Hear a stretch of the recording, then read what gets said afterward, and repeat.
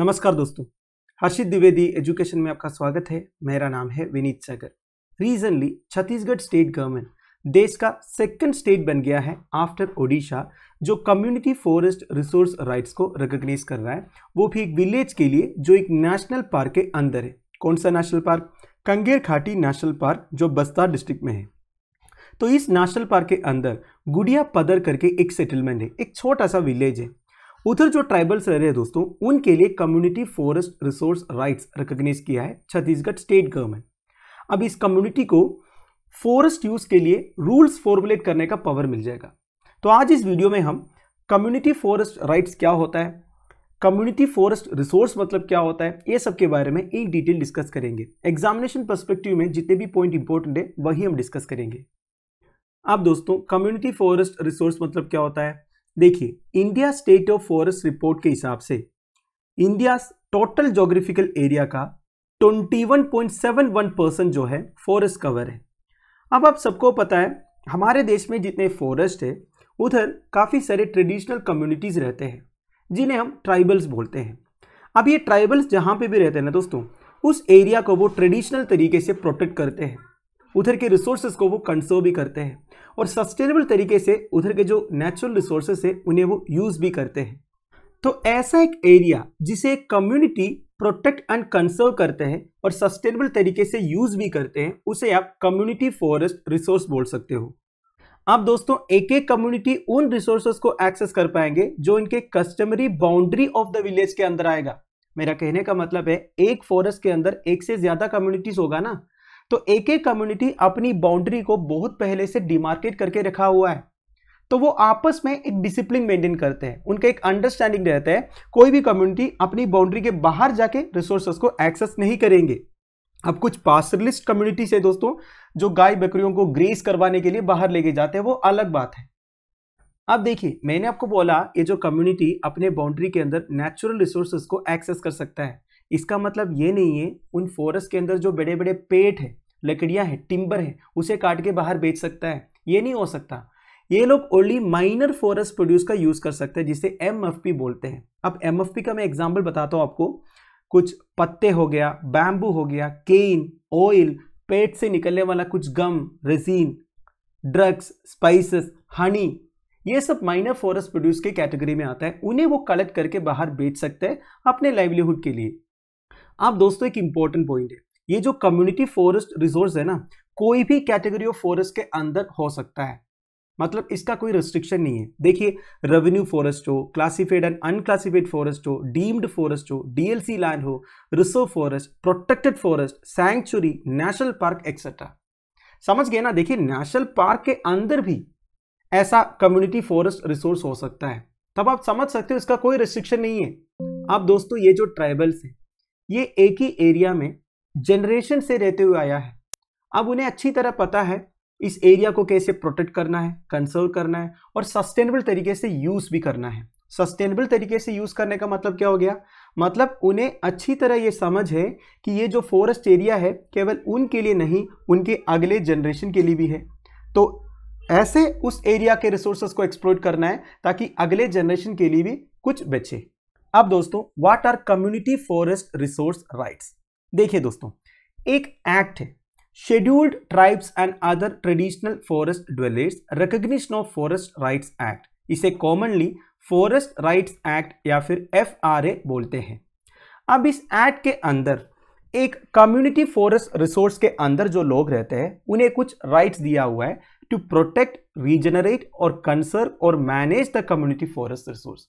समझ गए ना? तो प्रॉपर अथॉरिटी दिया हुआ है गवर्नमेंट ऑफ इंडिया ये एक्ट के through. These rights allow the community to formulate rules for forest use। अब ये फॉरेस्ट को कैसे यूज करना है, इसके लिए रूल्स भी ये लोग फॉर्मुलेट कर सकता है और इनकी कुछ ड्यूटीज भी है। ये लिखा है section 5 of the forest rights act में। अब दोस्तों, CFR rights along with community rights which include निस्तार rights and rights over non timber forest products हर एक कम्युनिटी की सस्टेनेबल लाइवलीहुड्स को इंश्योर करता है। मेरा कहने का मतलब है दोस्तों, एक एक कम्युनिटी फॉरेस्ट रिसोर्स के अंदर रहने वाले लोगों को और कोई सोर्स ऑफ इनकम नहीं है, इनका एक ही सोर्स ऑफ इनकम है उस फॉरेस्ट एरिया में जो नेचुरल रिसोर्सेस है उसे कलेक्ट करके बेचने का। अब नेचुरल रिसोर्सेस मतलब देखिए, नॉन टिम्बर फॉरेस्ट प्रोडक्ट्स होनी चाहिए। ये इधर क्लियरली लिखा हुआ है, मतलब आप टिम्बर को काट के बेच नहीं सकते, जो पेड़ वगैरह होता है दोस्तों। बाकी जितना है माइनर फॉरेस्ट प्रोड्यूस उसे आप यूज कर सकते हो। तो ये सब करने का उनको राइट्स दिया हुआ है ये फॉरेस्ट राइट्स एक्ट के अंदर। इसके अलावा ये जो राइट्स है उधर के ग्राम सभा को अथॉरिटी दिलाता है to adopt local traditional practices of forest conservation and management. देखिए, फॉरेस्ट को कंजर्व करने का और मैनेज करने का ट्रेडिशनल प्रैक्टिसेस होता है, वही ये ट्राइबल्स फॉलो करते हैं। तो ये ट्रेडिशनल प्रैक्टिसेस यूज करने का अथॉरिटी भी दिलाता है ये जो फॉरेस्ट राइट्स एक्ट। तो अब कुल मिला के समझ गए ना दोस्तों, ये जो कम्युनिटी फॉरेस्ट रिसोर्स राइट्स है ये आता है scheduled tribes and other traditional forest developers recognition of forest rights act के अंदर। अब दोस्तों और एक इंपॉर्टेंट पॉइंट है, मैंने आपको इधर section 5 of the forest rights act के बारे में बोला, जिसमें कम्युनिटी को कुछ रेस्पॉन्सिबिलिटीज दिया हुआ है। अब कौन कौन से रेस्पॉन्सिबिलिटीज है ये भी चेक कर लेते हैं। टोटल 4 रेस्पॉन्सिबिलिटीज दिया हुआ है दोस्तों। सबसे पहला, जिस फॉरेस्ट एरिया में वो लोग रहते हैं उधर के wildlife, forest and biodiversity को प्रोटेक्ट करना है। दूसरा, adjoining catchments area, water sources and other ecological sensitive areas को भी एडिक्वेटली प्रोटेक्ट करना है। तीसरा, किसी भी तरह का डिस्ट्रक्टिव प्रैक्टिसेस अगर हो रहा है उनके कल्चरल एंड नेचुरल हेरिटेज को डिस्ट्रॉय करने के लिए उसे रोकना है। बेसिकली उनके जो हैबिटेट है उन्हें कैसे भी करके प्रिजर्व करके रखना है। अगर कुछ प्रॉब्लम है अथॉरिटी को बताना है। चौथा, ग्राम सभा के थ्रू जितने डिसीजंस लिए जाते हैं कम्युनिटी फॉरेस्ट रिसोर्सेज को प्रोटेक्ट करने के लिए, या फिर ऐसा कोई एक्टिविटी जो वाइल्ड एनिमल्स को अफेक्ट कर सकता है, फॉरेस्ट एंड बायोडाइवर्सिटी को अफेक्ट कर सकता है, तो ग्राम सभा में जितने भी डिसीजंस लिए जाते हैं ना दोस्तों उसको फॉलो करना है। बेसिकली यही समझ लीजिए। तो ये 4 रेस्पॉन्सिबिलिटीज दिया हुआ है उस कम्युनिटी को under section 5 of the forest rights act. अब दोस्तों, why is the recognition of CFR rights important? इसका रीजन ये है दोस्तों, आप अगर देखोगे ब्रिटिशर्स के टाइम पर आपने एनसीईआरटीज में पढ़ा होगा, ये जो ट्रेडिशनल फॉरेस्ट ड्वेलर्स है उनके पूरे राइट्स छीन ली थी। एक इंडियन फॉरेस्ट एक्ट 1927 के बारे में आपने सुना होगा। इनके जो ट्रेडिशनल राइट्स था ना फॉरेस्ट में घुसकर कुछ रिसोर्सेस कलेक्ट करने का, वो सब गवर्नमेंट ने छीन लिया था इंडिपेंडेंस से पहले।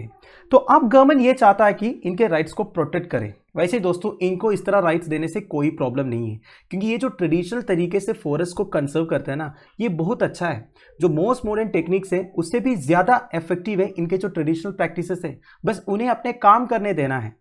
और आजकल का जो नेशनल पार्क से, सैंक्चुरी से, टाइगर रिजर्व से, इन सब के मैनेजमेंट में ट्रेडिशनल ड्वेलर्स एक इंटीग्रल पार्ट बन चुका है। वो अपने ट्रेडिशनल विजडम का इस्तेमाल करके इन एरियाज को अच्छी तरह संभाल। मोस्ट इंपॉर्टेंटली ये जो CFR राइट्स है कम्युनिटी का राइट्स को रिकॉग्नाइज करते हैं, लाइक फॉरेस्ट रिसोर्सेज को मैनेज एंड कंजर्व करने का, फॉरेस्ट लैंड को लीगली होल्ड करने का, जो ये कम्युनिटीज जनरेशन से यूज करते हुए आया है कल्टीवेशन के लिए रेजिडेंट। अब दोस्तों साथ साथ में कुछ प्रॉब्लम्स भी है। गवर्नमेंट जब ये CFR राइट्स देते हैं ना एक एक कम्युनिटी को, तब नेबरिंग कम्युनिटीज के बीच में कभी कभी इश्यूज बन जाता है बाउंड्री को लेके। मैंने आपको पहले ही बोला था एक एक कम्युनिटी का बाउंड्री डिमार्केट किया हुआ है। अब ये जो डिमार्केशन कोई प्रॉपर तरीके से नहीं हुआ है, सालों से जो फॉलो करते हुए आ रहा है उसी को फॉलो कर रहा है। आजकल क्या है, कुछ कम्युनिटीज का पॉपुलेशन बढ़ गया, उनको ये लगने लगा जितने फॉरेस्ट रिसोर्सेस हमारे लिए एलोकेट किया ये कम है, किसी का ज्यादा है। तो इनके बीच में कंसेंसस लाना भी एक मेजर इश्यू है आजकल। तो दोस्तों दैट्स इट। आई होप आपको वीडियो इन्फॉर्मेटिव लगा होगा। Now how many CFR certificates have been given in Chhattisgarh? देखिए, Chhattisgarh state government total 4000 CFR rights recognise किया है स्टेट के अंदर। और Kanger Ghati national park second national park है दोस्तों इंडिया में, जिसके अंदर CFR राइट्स को रिकॉग्नाइज किया जा रहा है आफ्टर सिमलीपाल इन ओडिशा। तो लेक्चर की PDF एज यूजुअल आपको टेलीग्राम चैनल में मिल जाएगा, जिसका लिंक नीचे डिस्क्रिप्शन में प्रोवाइडेड है। Thank you for watching. Bye bye, have a nice day. तो दोस्तों फाइनली आपसे एक क्वेश्चन है, वैसे सिंपल क्वेश्चन है, मैंने जो पढ़ाया उसी से रिलेटेड है। मैं ये क्वेश्चन इसलिए इंक्लूड किया जिस तरीके से आपसे एक पर्टिकुलर लेक्चर से क्वेश्चंस पूछ सकता है वो बताने के लिए, ठीक है। As per the community forest resource rights under the scheduled tribes and other traditional forest dwellers recognition of forest rights act, consider the following statements which are correct. इस क्वेश्चन का आंसर आप मुझे कमेंट बॉक्स में बता दीजिएगा। Lecture की PDF as usual आपको Telegram channel में मिल जाएगा, जिसका लिंक नीचे डिस्क्रिप्शन में प्रोवाइडेड है। Thank you for watching. Bye bye, have a nice day.